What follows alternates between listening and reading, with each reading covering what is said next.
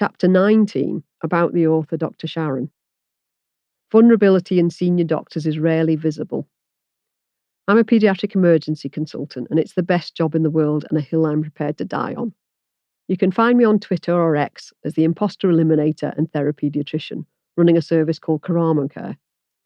I try to bring some of the queer eye approach, and especially Karamo Brown, of whom I'm a true fan, into healthcare. It's not quite lifestyle medicine, but certainly a few steps along that path. That mixture of medicine and therapy is extremely powerful. They were not just alongside each other, but mixed up like they've been put in a food processor and combined thoroughly. My background in paediatric emergency may not seem the most obvious path to end up here, but like most doctors, it meant that I was interested in connection, engaging quickly, using logical approaches, and getting quick results that last. My attraction to solution-focused therapy and blast therapy included their steep and fast learning curves. They both work fast too. They also align with what I understand about people, how they think, and what they feel comfortable using, and that matters. And there is logic in how they work. I'm not interested in prolonged therapy. I want something I can logically understand and use fast. I don't want a big ongoing commitment for myself or you as the client. And that may sound like a bad business plan, but it does allow the possibility to help more people. I use this therapy background in compassionate conversations, complaints, solution-focused therapy, and blast technique, and I use them all frequently alongside medicine in the emergency department every day. My list of therapies and explanations for treating imposter syndrome is different from other therapists. Particularly when looking at medics, I have a good idea of who and what we are. These therapies I prefer are certainly only one of the ways of doing things. I don't put any of the others down, but we can push hard and go full out for a cure for imposter syndrome. Solution-focused therapists are easy to find. The solution-focused model lends itself to most problems, though. As far as I know, I'm the only one specialising in imposter syndrome. Some therapists may view the treatment of imposter syndrome differently. Others may want to argue fiercely that it can't be cured. That's fine. ChatGPT agrees with them. But remember that source information is a couple of years behind us, and it will catch up. There is room for a range of views and options on imposter syndrome. But I hope you're up for going for that cure, not grinding away trying to suppress it constantly. We all want different experiences accessing this material, and I want it to be available to everyone. Imposter syndrome affects anyone who feels they have expectations of them. I'm starting with medics and know that creatives, entrepreneurs, managers, lawyers, teachers, authors, and scientists suffer similarly. My own cure laid bare. It took just 6 minutes, a life-changing 6 minutes incorporating a wave of sudden nausea. It's a story about how I spent around £500 on an online 4-hour training course on blast on a random Saturday afternoon. There was a bit of pre-course work and an exam before that. In paediatric emergency, we're seeing an increasing number of cases where psychological factors cause or significantly contribute to symptoms, and we had to do something. The first twist of fate for me was a CAMS mental health nurse embedded in the A&E department, who we affectionately knew as CAMS Claire. She was a genuine phenomenon, showing us the difference psychological support could make.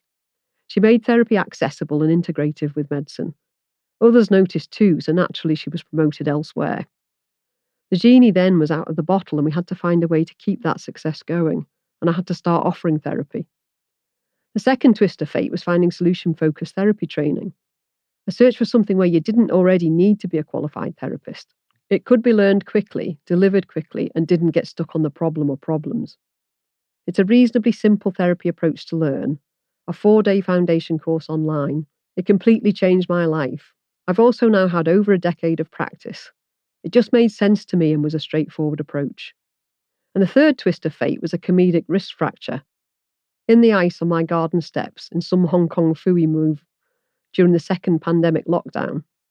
With little to do because coffee shops were closed and holidays were banned, I saw an advert on Twitter for a solution-focused hypnotherapy course. The dates fitted, it wasn't too pricey. That part was fate. One of the sessions involved a conversation with a tutor who suggested blast training might interest me. This was created by Nick Davis and continues to iterate and improve, and it's currently on version 17.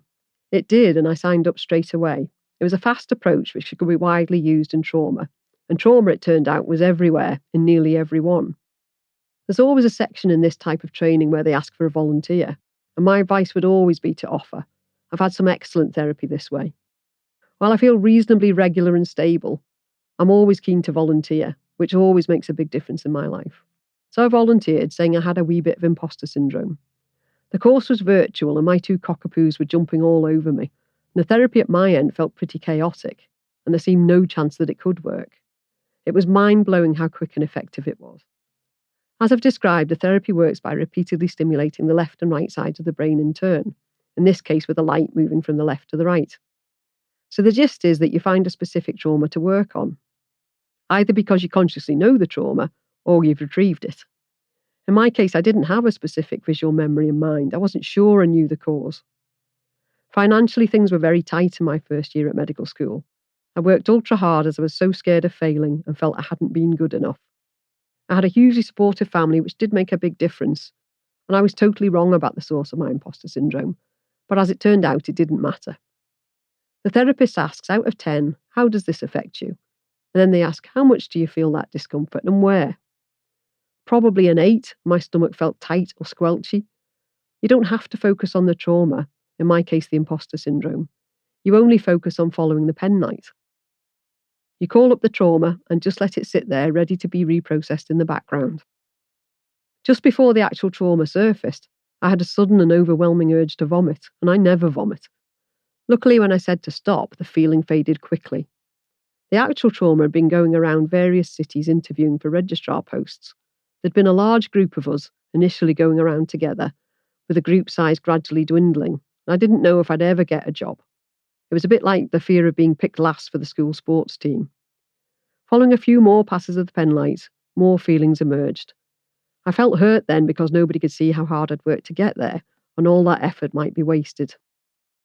Looking back, I would always have got a job and sailed through everything since then.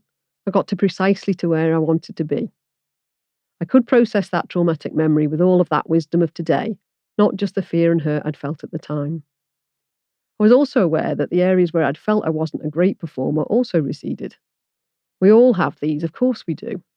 Accepting them makes us mature and have insight. I wasn't worried about them anymore. I felt instantly free and haven't looked back since. 6 minutes. Am I bitter that I didn't find that cure earlier? Not at all. I have found it and I've got many years left. At that moment, I wasn't even looking for a cure. It was a fluke finding it though, right? I certainly thought so, and my imposter syndrome hasn't ever come back. It wasn't really a fluke though. Several stars had to align for me to be in that room then. And this book is a direct result of those 6 minutes. I can't thank Nick Davis, the creator of the Blast technique, enough.